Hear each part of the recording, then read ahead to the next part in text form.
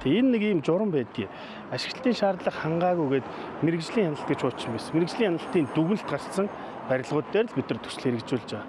Одоо бол шинээр ахаад тухайн мэрэгжлийн байгууллагууд нь энэ барилга газар хөдлөлтөнд дэсвэргүй байна.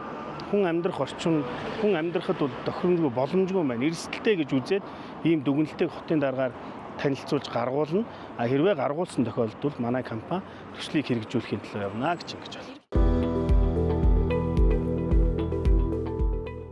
Юу юм бэ лээ? Энэ хуучны барилгууд жишээлбэл 10 эдэн метр квадрат метргээ зөвхөн том өрөөгөөр нэмэгдсэн байдаг.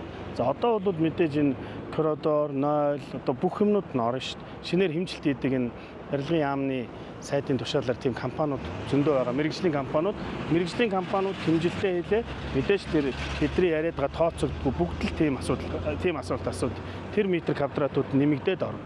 За 50 метр квадрат байранд хүн амьдарч байгаад 50 метр квадратаа буцаага аавна. Хэрвээ 70-80 метр квадрат болгоё гэх юм бол тухайн төсөл хэрэгжүүлэгчтэй эхнээс нь гэрээ хэлцээрээ хийгээд давхраа сонгоод ингээл явчихна.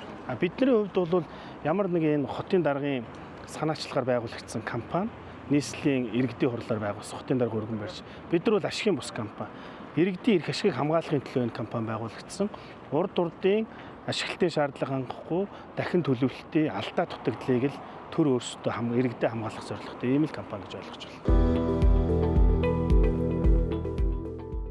Манай компанийн хувьд бол нэг 500 орчим байр байгаа юм.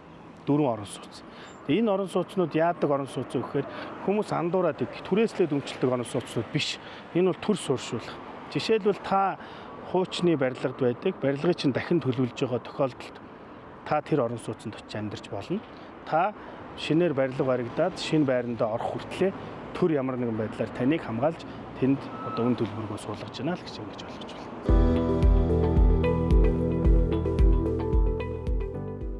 Хяналтын зүйл бид нар ийм олон хүмүүстэй 100 гаруй хүнтэй байнга уулзаад чадахгүй.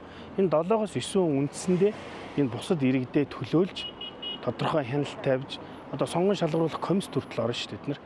Маш олон эрх үүрэгтэй. Тэгээд маш одоо эдрийнхаа төлөө иргэдийнхаа төлөө явж чадах одоо мэрэгжлийн за цаг завтай байж болно. Одоо ийм хүмүүсэл идэвхтэй хүмүүсэл оруулах хэрэгтэй л доо.